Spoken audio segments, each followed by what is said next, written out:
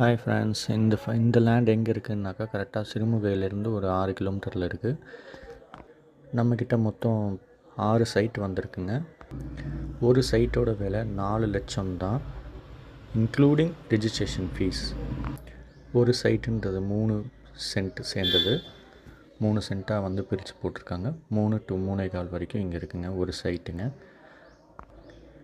இந்த சைட் கரெக்டாக ஓதிமலை ரோட்லேருந்து சிறுமுகை டு ஓதிமலை ரோட்லேருந்து ரைட் சைடில் திரும்புங்க. இந்த சைட்லேருந்து அன்னூர் வெறும் 13 கிலோமீட்டர் தான் வருதுங்க.